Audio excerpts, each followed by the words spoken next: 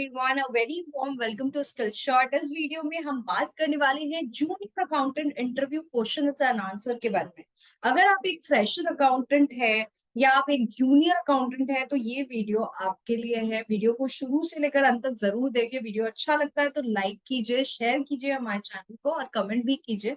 मुझे काफी अच्छा लगता है जब आप लोग कमेंट करते हैं। तो अगर आप लोगों को लग रहा है कि आप केपेबल है जूनियर इंटरव्यू देने के लिए, जूनियर अकाउंटेंट इंटरव्यू, तो आप टेस्ट भी दे सकते हैं। और टेस्ट में अगर आपका 50% अप स्कोर होता है तो कैलकाटा में आपका प्लेसमेंट हम लोग लगा सकते हैं। और प्लस अगर आपको कोर्सेज लेना है हमारा, आप इतने कॉन्फिडेंट नहीं है अभी, तो कोर्सेज भी ले सकते हैं और फिर आपका प्लेसमेंट हमारे तरफ से गारंटी रहता है। और अगर आपको हमारा प्लेसमेंट कम्युनिटी ज्वाइन करना है तो लिंक दिया गया है डिस्क्रिप्शन बॉक्स में, आप ज्वाइन कर सकते हैं। चलिए हम शुरू करते हैं junior accountant interview questions and answer से। तो जरूर लाइक और सब्सक्राइब कर दीजिए। चलिए स्टार्ट करते हैं। सबसे पहला जो क्वेश्चन रहता है ना, कोई भी इंटरव्यू और कहीं पर भी आप जाओगे ना, तो आपको बेसिक ऑफ अकाउंट्स पूछेगा। आपका देखा जाएगा कि बेसिक ऑफ अकाउंट्स कैसा है। अगर आपका बेसिक ऑफ अकाउंट्स अच्छा नहीं होता है तो आपका इंटरव्यू क्लियर होना थोड़ा मुश्किल हो जाता है। तो बेसिक ऑफ अकाउंट्स में आपसे क्या पूछा जाता है कि journal entry with GST and TDS. खाली बेसिक जर्नल एंट्री नहीं, बल्कि थोड़ा जीएसटी और टीडीएस भी अगर आप बताते हो तो एक इंप्रेशन अच्छा आता है। जैसे सोहन ने परचेज किया मोहन से goods 21,000 including GST, pass entry in the books of Sohan and Mohan. तो सोहन के बुक्स में क्या होगा, सीन्स वो परचेज कर रहा है, तो ये 21,000 जो है वो इनवॉइस वैल्यू है। हमें टैक्सेबल वैल्यू निकालना पड़ेगा। तो 21,000 जो है 105 के बराबर है, तो 100 के बराबर क्या होगा। तो 21,000 divided by 100 into divided by 105 into 100 करोगे तो 20,000 आ जाएगा। और सीन्स ये विद इन द स्टेट अगर परचेज हो रहा है तो इनपुट सी जीएसटी और इनपुट एस जीएसटी 500 रुपया डेबिट हो जाएगा। 2.5%, 2.5%। और मोहन क्रेडिट 21,000 से हो जाए। वैसे ही आप सेल एंटर कर सकते हैं। सोहन जो है उसको डेबिट करना होगा मोहन के बुक्स में, और क्रेडिट क्या करोगे, सेल्स को, और आउटपुट सीजीएसटी और आउटपुट एसजीएसटी को क्रेडिट करोगे। तो आउटपुट सीजीएसटी और एसजीएसटी 500 रुपया, सेल्स 20,000 और सोहन 21,000 से। तो ये एंट्री अगर आप बोलते हो ना तो एक अच्छा इंप्रेशन पड़ता है कि बंदे को जीएसटी भी आती है। सिर्फ ये नहीं, बल्कि मैं आपको एक और चीज दिखा देती हूँ कि और क्या आपसे पूछा जा सकता है। ये लिस्ट जो है मैंने प्रोवाइड कर दिया है कि इंटरव्यूअर क्या क्या पूछ सकता है आपसे। अगर ये पढ़ के जाते हो तो लगभग आपका इंटरव्यू क्लियर होना तय हो जाएगा। तो जैसे wages paid, advance salary paid, cash withdrawn, salary payable, ये सारी लिस्ट ऑफ एंट्रीज जो है आपको करना होगा। देखिए ये पूरा लिस्ट मैंने डिस्क्रिप्शन बॉक्स में भी दिया हुआ है, लिंक आपको मिल जाएगा, जिसमें आपको जर्नल एंट्री प्रॉपरली करने का मौका मिल जाएगा। चलिए आगे चलते हैं। सिर्फ बेसिक ऑफ अकाउंट से कुछ नहीं होने वाला है, आगे आपको टीडीएस की नॉलेज और जीएसटी की नॉलेज भी होनी चाहिए। तो बहुत लोग कंफ्यूज हो जाते हैं, मैम क्या नॉलेज होनी चाहिए जीएसटी और टीडीएस की, थोड़ा तो बता दीजिए। जरूर। तो टीडीएस की जो सेक्शन है, मैंने आप लोगों को बताया था कि जो मेन सेक्शन है हमारा वो है हाईजैक। हाईजैक प्लेन में नहीं बोलना है, हाईजैक हमारा सेक्शन है जो आपको इंटरव्यू में बोलना है। एच फॉर क्या, कमीशन 15,000 लिमिट है, 5% रेट है। आई क्या है, रेंट है, 2,40,000 आपका in case of land and building furniture, और रेट 10%। प्लांट एंड मशीनरी 2,40,000 साल का रेट है, 2%। वैसे ही आपका professional technical service royalty, professional में 30,000, 10%। टेक्निकल और रॉयल्टी में 30,000 लिमिट है और 2% है। वैसे ही इंटरेस्ट ऑन बैंक और पीओ डिपॉजिट 40,000 अदर्स और 50,000 सीनियर सिटीजन और 10% लिमिट है। Interest on unsecured loan 5,000 limit है। और आपका रेट की अगर मैं बात करूं तो 10% रेट है। कॉन्ट्रैक्टर 30,000 सिंगल बिल पे है, 1 लाख एग्रीगेट बिल पे है, और 2% और 1% डिपेंड करता है। अदर देन इंडिविजुअल या एचयूएफ है तो 2%, और इंडिविजुअल एचयूएफ है तो 1%। ये टीडीएस सेक्शन एकदम अच्छे से पढ़ के चले जाओ, और मैं आपको गारंटी के साथ बोलती हूँ आपका जो इंटरव्यू है वो क्रैक हो जाएगा।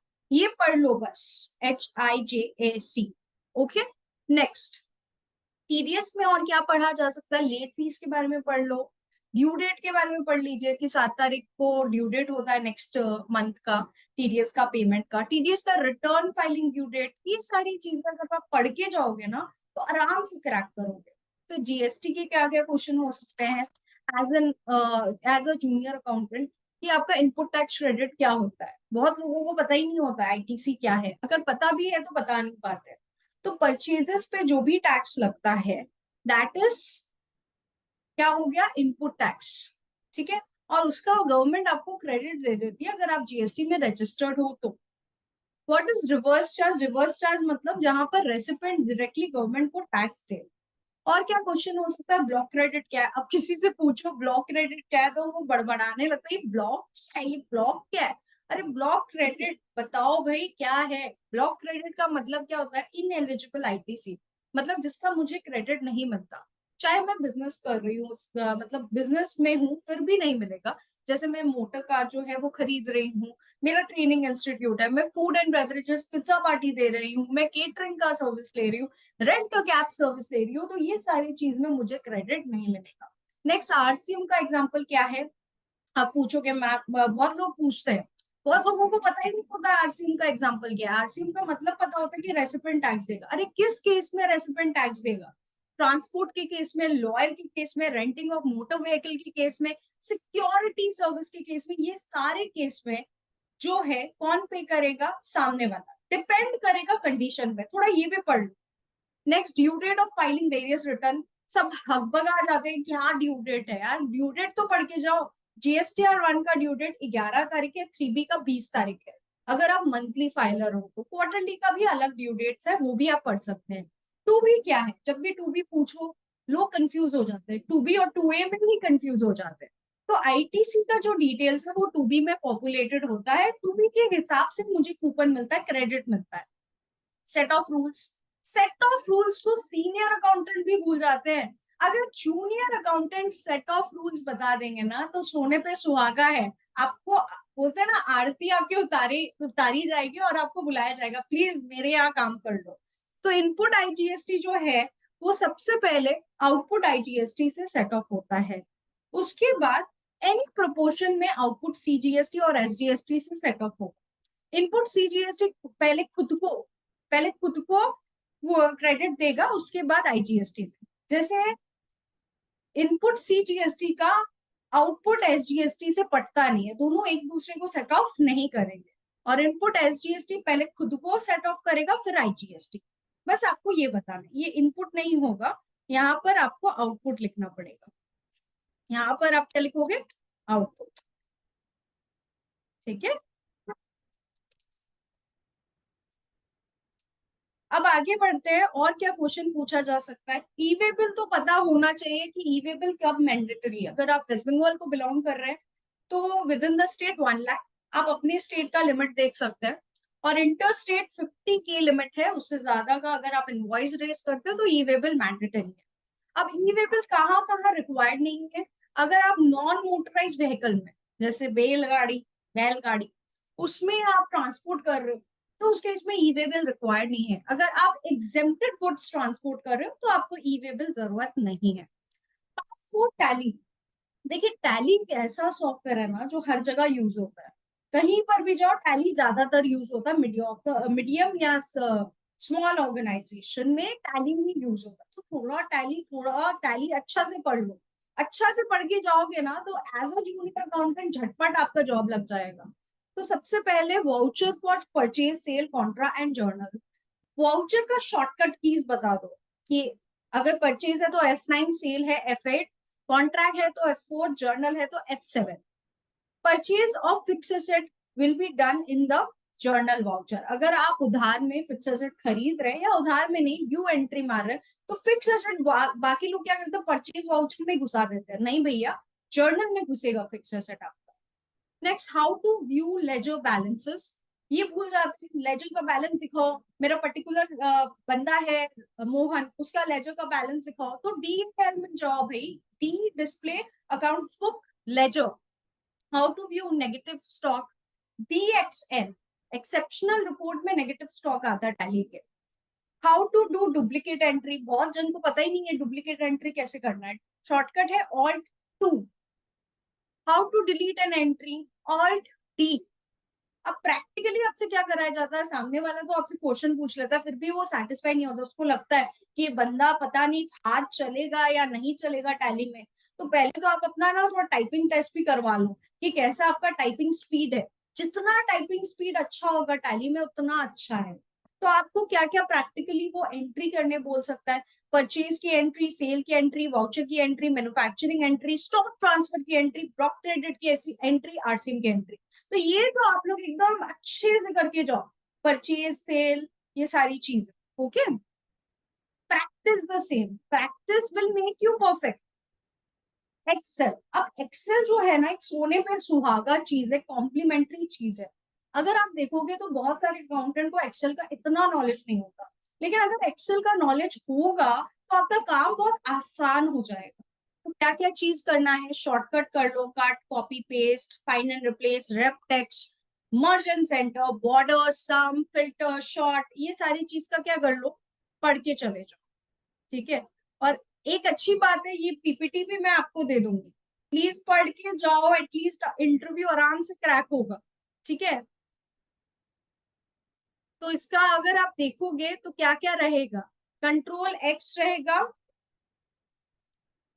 कंट्रोल सी रहेगा कॉपी का, कंट्रोल वी पेस्ट का, control H find and replace का, alt H W wrap text का, मर्ज एंड सेंटर का, alt H M C, alt H B A border का, ऑल्ट इक्वल टू सम का, alt A T आपका filter का, alt A S S आपका sort का। तो ये सारी चीजें पढ़ लो। नेक्स्ट, बेसिक एक्सेल फॉर्मूलाज जैसे सम, एवरेज, मिनिमम, मैक्सिमम, वो तो आना ही चाहिए यार, बेसिक तो आना ही चाहिए। नेक्स्ट, एडवांस अगर आए तो वही बोल रहे हैं ना, बहुत अच्छा रहेगा, जैसे if and, if or, nested if, sum ifs, average if, average ifs. Next, text formula, अगर हम टेक्स्ट फॉर्मूला की बात करें तो trim, left, right, mid, concatenate, length, ये सारे टेक्स्ट फॉर्मूलाज आपको करके जाने हैं। और text to column subtotal data validation आप कर सकते हैं। वी लुकअप, वी लुकअप तो पूछता ही है ज्यादातर, लेकिन एज अ जूनियर अकाउंटेंट अगर आपको आएगा ना तो एड ऑन एडवांटेज रहेगा। V lookup, H lookup, index match, pivot table, ये सारी चीज आप कर सकते हैं।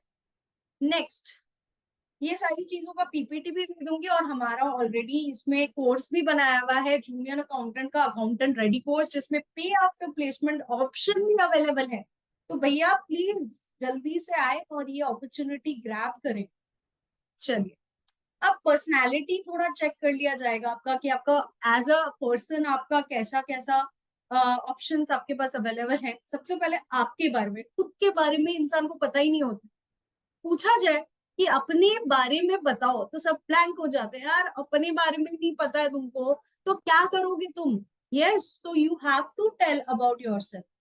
नेक्स्ट, आपकी स्ट्रेंथ, आपकी वीकनेस, एक बार शॉर्ट एनालिसिस कर लो कि आपकी स्ट्रेंथ क्या है, आपकी वीकनेस क्या है।